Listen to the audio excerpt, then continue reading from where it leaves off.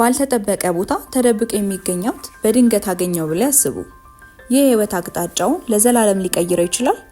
በቆሻሻ መጣያ ቦታው ስለተገኘ አስገራሚ ክስተት ቆንጆ ታሪክ ይዤላችሁ መጥቻለሁ። ሰላም ውድ ቤተሰቦቼ፣ ዛሬም በድጋሚ በአዲስ ታሪክ ተመልሻለሁ። በእርግጠኝነት ታሪኩን ትወዱታላችሁ። እስከ መጨረሻው ድረስ አብራችሁን ቆዩ። ለቻናሉ አዲስ ከሆናችሁ ሰብስክራይብ ማድረግ እንዳይረሳ። ወደ ታሪኩ እናመራለን። ኩቺ የዛለውን ከረጢቱን በትከሻው ላይ አንጠልጥሎ በቃጠሎ ፀሐይ ውስጥ ይጓዛል። አቧራው በዙሪያው እየተሽከረከረ የትግሉን ጽናት ያስታውሰዋል። አንድን ሰው በየቀኑ በቆሻሻ መጣያ ቦታ ውስጥ እንዲፈልግ ለአንድ ቀን ህልውና እንዲታገል የሚያደርገው ምንድነው ብለው ጠይቀው ያውቃሉ? ተስፋው እየደበዘዘ ቦታውን በደንብ መቃኘት ይጀምራል። ታዲያ ድንገት አንድ የሚያብረቀርቅ ነገር አይኑን ይስበዋል። ግማሹ በቆሻሻ የተሸፈነ ፍራሽ። በተቀደደው ጨርቅ ውስጥ ምን ሊደበቅ ይችላል? በጉጉት ተሞልቶ ወደ ፍራሹ ተጠጋ። የሚጠብቀውን የህይወት ለውጥ ግን አላወቀም ነበር። በቆሻሹ እጆቹ አሸዋውንና ቆሻሻውን ይገፋል። ጨርቁ አልቆና ተቀዶ ቢሆንም አንድ ያልተለመደ ነገር ተሰማው። ከተጣለ ቤት ዕቃ በላይ ይከብዳል። ጣቶቹን በላዩ ላይ ሲያሳልፍ አንድ ያልተለመደ ነገር እንዳለ ተረዳ። በተረሳ ቦታ እንዲህ ያለ ክብደት ምን ሊሆን ይችላል እያለ ልቡ በፍጥነት ይመታል።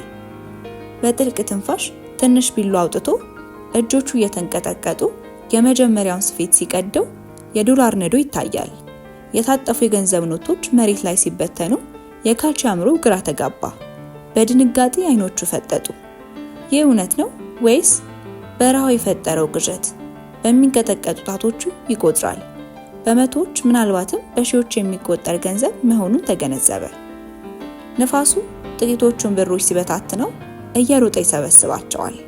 በተስፋ መቁረጥ መካከል እንዲህ ያለ ሀብት ቢገኝ ምን ያደርጋሉ የሚል የጥርጣሬ ጥላ ያጠላበታል። ይህ ማን ሊሆን ይችላል? ለጊዜው ግን ደስታና ፍርሃት እየተፈራረቁበት ወደ ፍራሹ መልሶ ከተተው። የሞራል ትግልና አዲስ ግኝት በፍራሹ ላይ እያየ ሁሉንም ይዤ ልጥፋ ወይስ በሞራል ምክንያት ልተወው ብሎ ያስባል። የቆሻሻ መጣያው አካባቢ ከንፋሱ ድምፅ በስተቀር ጸጥ ብሏል። የመኖር ህልውናና ትክክለኛነት ሲጋጩ አጋጥሞት ያውቃል? ስለ ሆዱ መራብና ስለሚፈሰው ቤቱ ጣሪያ አላሰበም። ሆኖ መስረቅ የሚባለው ሀሳብ ይረብሸዋል። ባለቤቱ አሁን እየፈለገው ቢሆንስ? ወደ ጎን እያየ ምርጫ ከማድረጉ በፊት ነገሩን ለማጣራት ወሰነ። ወደ ፍራሹ ውስጠኛው ክፍል ጠለቅ ብሎ ሲገባ በጥንቃቄ የታሰሩ ተጨማሪ የገንዘብ ኖቶችን አገኘ። እንዲህ ያለ ሀብት በዚህ ባድማ ቦታ እንዴት ሊገኝ ቻለ? ገንዘቦቹን አንድ ባንድ እያወጣ አጠገቡ ይቆልላል። ምግብ፣ መጠለያ፣ አዲስ ህይወት። አእምሮ በምኞት ተሞላ።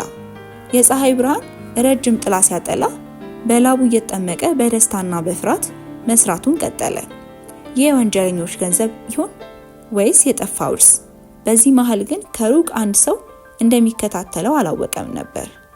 ሚስጥራዊ ታዛቢ አንድ ሰው በርቀት ካለ አሸዋማ ኮረብታ ላይ ቆሟል። በመነጽር እያንዳንዱን የካቺን እንቅስቃሴ ይከታተላል። የሚስጥራዊ ሰው ማን ሊሆን ይችላል? ፊቱን በሻርፕ ሸፍኗል። ነገር ግን አተኩሮ የሚመለከትበት መንገድ አንድ ዓላማ እንዳለው ያሳያል። ሌባ፣ ትክክለኛ ባለቤት ወይስ ከዚያ በላይ አደገኛ ሰው?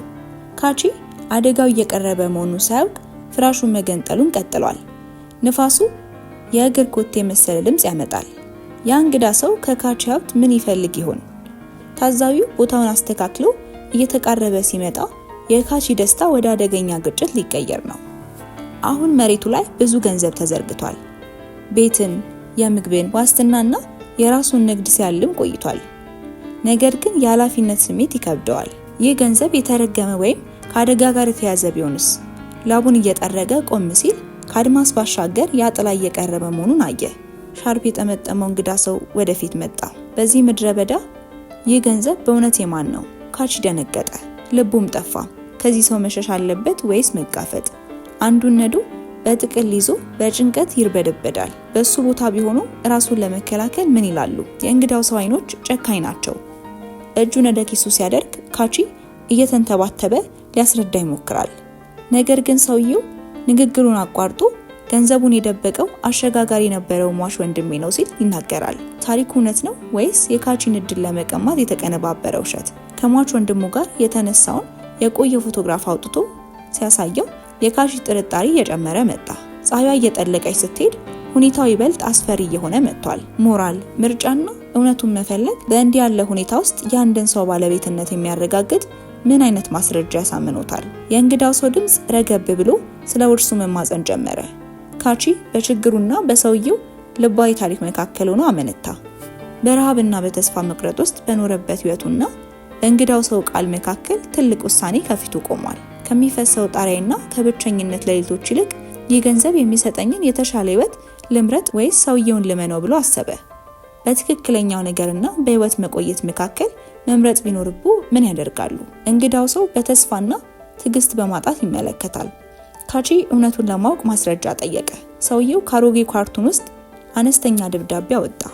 ደብዳቤው ያረጀና ቢጫ የሆነ የፍራሹን ትክክለኛ መደበቂያ ቦታ የሚገልጽ ነበር። ካቺ ደብዳቤውን በጥንቃቄ አነበበው። በደብዳቤው ላይ የተጠቀሱ ምልክቶች ከቆሻሻ መጣያው ቦታ ጋር ይጋጠማሉ። ምንም እንኳን ጥርጣሬው ባይጠፋም የሰውየው እውነትነት እየታየው መጣ።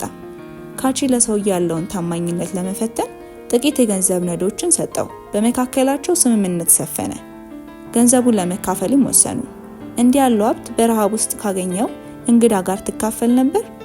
አዲስ ጥምረትና የሽማግሌው ምክር በመጥለቅ ላይ ባለው የፀሐይ ብርሃን ስር ገንዘቡ ተካፈሉ።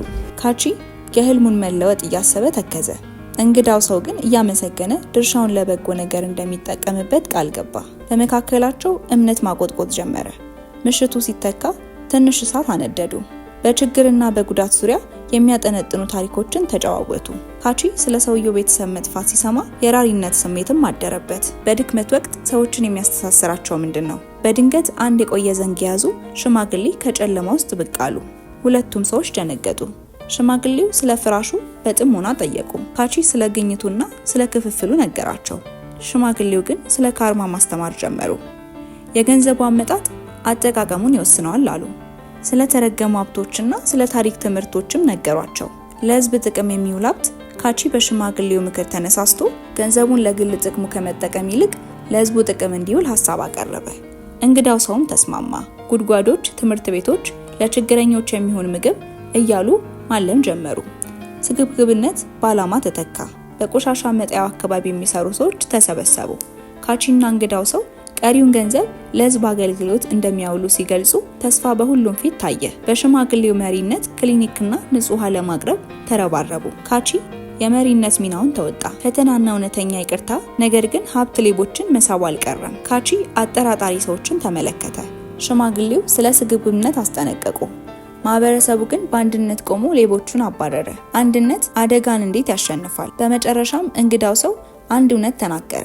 ገንዘቡ ቀደም ሲል ከኮንትሮባንድ የተገኘ እንደነበር አመነ። ካቺ ደነገጠ። ነገር ግን የሰውየውን ልብ መለወጥ አይቶ ይቅርታ አደረገለት። ሽማግሌውም የይቅርታን ታላቅነት አስተማሩ። ዛሬ ያ የቆሻሻ መጣያ ቦታ ወደ ህይወት ማዕከልነት ተቀይሯል። ልጆች ይስቃሉ፣ ትምህርት ይሰጣል። የካቺ ህልምም ሰርጾ ታይቷል። ሽማግሌው ካቺንና እንግዳውን ባርከው ጉዟቸውን ሲጨርሱ የታሪኩ ትምህርት ሁሌም በልባቸው ይኖራል። ውድ ተመልካቾቻችን ለዛሬ የነበረን ታሪክ ይህንን ይመስል ነበር። በቀጣይ እስክንገናኝ ድረስ መልካም ቆይታ። ማንኛውም ሀሳብ አስተያየት ካላችሁ ኮሜንት መስጫ ላይ ጻፉልን።